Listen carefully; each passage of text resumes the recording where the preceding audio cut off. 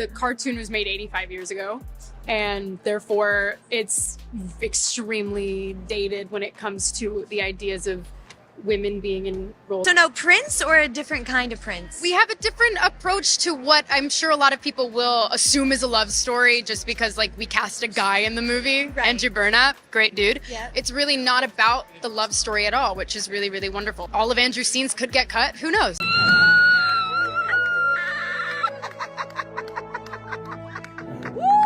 Disney spent $250 million reinventing Snow White and got bodied by a movie about mining dirt. That's not a flop, that's a full-blown meltdown. While Snow White was busy delivering lectures, Minecraft just showed up with pixels and fun, and still pulled a box office heist. It wasn't even close. Rachel Zegler rolled into the scene with the energy of someone ready to cancel the original fairy tale, and audiences were not having it. What should have been a magical revival turned into a masterclass in what not to do with a classic. Fans weren't just disappointed, they felt insulted, and what happened next wasn't just backlash, it was a cultural roast. From South Park's savage parody to TikTok cringe moments and empty theaters, this wasn't a Disney disaster, it was a warning sign flashing in neon. Stop fixing what wasn't broken. So how did we get here? How did Disney, once the king of childhood wonder, become the punchline of every meme? And how did a movie about blocks bury a fairy tale with decades of nostalgia behind it? Buckle up, this isn't just a story about a bad remake, it's a cautionary tale about ego, disconnect, and how audiences are done. White ride. I watched it once and then I went on the ride in Disney World, which was called Snow White's Scary Adventures. Was terrified of it, never revisited Snow White again. Disneyland? I get stopped for photos every time I'm online for the Snow White ride, and it is I have to pretend like, oh God, oh crazy that we're in front of. Disney's in a full-blown identity crisis. Once the gold standard for fantasy, it's now the studio equivalent of that one friend who keeps remaking their personality every 2 weeks and still can't get it right. Remember when Disney movies felt like events? Now they feel like therapy sessions. The Little Mermaid flopped. Peter Pan and Wendy ghosted. Pinocchio? Don't even bring it up. Instead of telling stories, Disney's processing emotions on screen with billion-dollar budgets. Every remake is less about honoring a classic and more about overcorrecting for past sins. They're not fixing the story, they're exercising guilt. The result? Movies that feel like lectures in disguise. And audiences? They're not here for that. They came for magic, not a manifesto. You can feel it. The joy's been replaced by fear. Characters can't just be lovable. They have to represent something. Plot, secondary, messaging, front and center. But when storytelling takes a back seat, you lose the thing that made Disney special in the first place. Wonder. And Snow White was supposed to fix that? Nope. It just buried it deeper. Rachel Zegler should have been the perfect choice. Young, talented, rising star. Instead, she came in hot with the energy of someone who despised the role she got paid to play. Her casting wasn't the issue, her attitude was. She didn't walk in ready to honor the past. She came in swinging at it like it owed her money. Before anyone saw a single frame of the film, Rachel made sure we knew how much she hated the original. She trashed the story in interviews, rolled her eyes at the prince, and made it clear this wasn't your grandmother's fairy tale. That's cool if you're doing a parody, but this was Snow White. A story that generations loved, not a think piece on why romance is problematic. Audiences didn't reject her because of her background or casting. They rejected the arrogance. She acted like she was doing the world a favor by taking the role, like she was fixing a crime by starring in it. Instead of leaning into the magic, she treated the gig like a TED Talk, and nothing kills fantasy faster than smugness. You know, the original cartoon came out in 1937, and very evidently so. There's a big focus on her love story with a guy who literally stalks her. Yeah.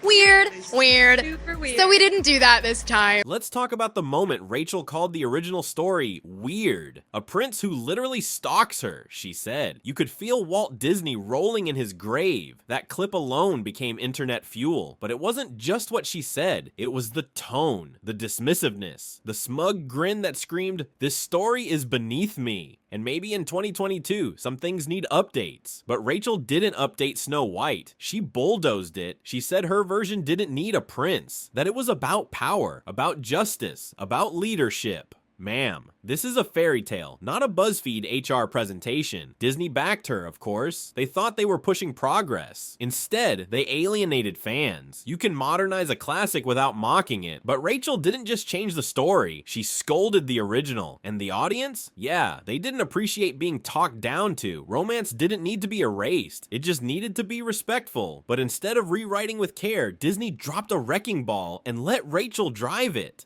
The internet doesn't forget, and it definitely doesn't forgive someone mocking a beloved childhood memory. Once Rachel's press tour clips started spreading, backlash wasn't just brewing, it was boiling. Fans weren't mad that the movie was different. They were mad that it acted like the original was something to be ashamed of. It felt like betrayal. If you hate the source material so much, people asked, why are you starring in the remake? It was like getting cast as Batman and saying you think capes are for losers. There's confidence, and then there's contempt, and Rachel's vibe leaned heavy on the latter. Social media turned into a war zone. TikToks mocking her interviews, YouTube breakdowns, X, formerly Twitter threads, tearing apart every sentence she spoke. And worst of all, she doubled down. If you don't like it, don't watch. That might work on TikTok. It doesn't work when your studio just spent $250 million hoping people would watch. Instead of damage control, Disney pushed harder. Instead of apologizing, Rachel dismissed the criticism. And just like that, Snow White wasn't just a movie anymore. It was a symbol of everything fans hated about modern Hollywood. Tone-deaf arrogance disguised as empowerment. So no prince or a different kind of prince? We have a different approach to what I'm sure a lot of people will assume is a love story just because like we cast a guy in the movie, Right. Andrew Burnap, great dude. Yeah. It's really not about the love story at all, which is really, really wonderful. All of Andrew's scenes could get cut, who knows?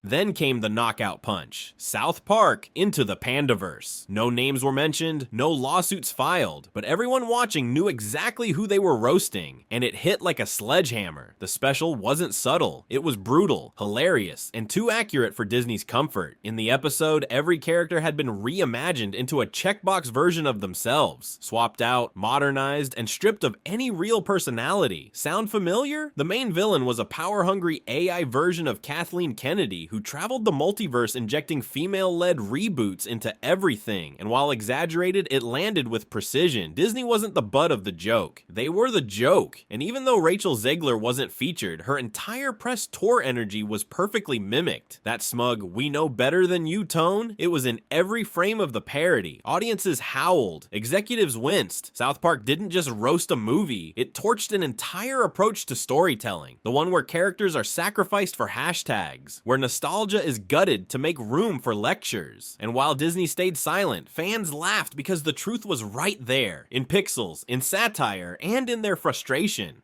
For me, what drew me to the material, first of all, I'm all about the people.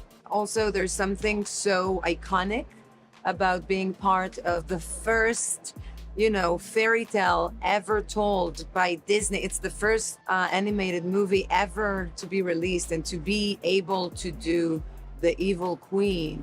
She was the first villain ever. But look, it's amazing, and I'm grateful for the opportunity to play such an iconic villain. By now, the backlash had gone nuclear. And then, Rachel posted the TikTok, you know the one. She walks into a nearly empty theater with her friends, holding a bouquet, pretending it's a packed premiere night. The caption screamed confidence. The footage whispered desperation. The theater was empty, the vibes were awkward, and the internet had a field day. She threw herself a surprise party and forgot to invite people. One user joked. Another said, this isn't Snow White, it's Snow Sad. It was supposed to be a power move. It turned into meme fuel. Even the guy at the ticket counter looked confused. What movie were they there for again? It felt like performance art, a quiet theater, a loud TikTok, and a very public flop trying to pretend everything was fine. Disney's PR team tried to salvage it. They said it was early release, limited showing, poor lighting, anything to explain the Ghost Town premiere. But the damage was done. This wasn't just a box office disappointment, it was a social media disaster. And Rachel, she had become the face of it all. While Disney scrambled, a blocky little game-turned movie dropped in like a creeper and blew the box office to pieces. Minecraft. The movie launched with zero controversy, zero lectures, and somehow tripled Snow White's earnings. $300 million global opening, no fan arguments, no weird press interviews, just fun. Critics rolled their eyes. Too simple. Too childish. But kids loved it, parents laughed, and teens showed up in suits, turning the whole thing into a meme-worthy moment. Meanwhile, Snow White was still trying to explain why it hated the original so much. The numbers were brutal. Snow White limped to $160 million after reshoots, marketing blitzes, and a PR firestorm. Minecraft. It strolled in with pixelated confidence, no scandals, no rebranding, and still stole the weekend. How? Easy. It didn't insult its audience. It didn't try to shame nostalgia or rewrite beloved characters into lectures. It just gave viewers a reason to enjoy the movie. No agenda, no ego, just a good time. That's the formula Hollywood keeps forgetting. Let's talk energy. While Rachel Zegler was busy side-eyeing the original Snow White, Jack Black was out here yelling into a microphone and stealing hearts. Again, the Minecraft movie didn't just have better numbers, it had something Disney lost: charisma. Jack Black brought chaos, fun, and genuine love for his role, and the audience felt it. Every interview he did oozed excitement. No lectures, no backhanded comments, just, I'm here to have a good time and make something fun for fans. It worked. People showed up in cosplay, they laughed, they screamed, they made memes, and not the cringy kind. It felt like an event, a celebration. Meanwhile, Disney's Snow White felt like homework, like someone turned a fairy tale into a college essay on systemic injustice in animated form. The contrast couldn't have been clearer. Jack Black shouted nonsense into a mic and got thunderous applause. Rachel Zegler explained why true love was dated and got TikTok stitches mocking her tone. It wasn't just about star power, it was about approach. Jack Black respected the assignment. Rachel Zegler rewrote it and marked the original as problematic. And in 2024, audiences made it crystal clear they're done being lectured by people who act like they're too cool to be part of the story. She's not going to be safe with the prince, and she's not going to be dreaming about true love. She's dreaming about becoming the leader she knows she can be. This isn't just about one actress. It's about an entire strategy imploding in real time. Disney didn't fail because it cast a Latina Snow White. It failed because it forgot what made its movies magical in the first place: sincerity. People weren't asking for the same old stories. They were asking for stories told with love. Instead, Disney delivered a product that felt like it had something to prove, and no heart to prove it with. The romance got cut, the whimsy got scrubbed, the fun left somewhere in the 1937 version they were too embarrassed to honor. It's not that audiences hate change, they just hate being condescended to. This Snow White wasn't a reinvention, it was a rejection of what worked, of what fans remembered, and of the idea that entertainment should still feel joyful. You can update a classic without mocking it. You can empower a character without turning them into a political statement. Disney lost because it talked down instead of connecting. It replaced charm with corporate feminism and expected applause. And when the applause didn't come, it blamed the audience. That's not innovation, that's arrogance. And it's why audiences are walking away.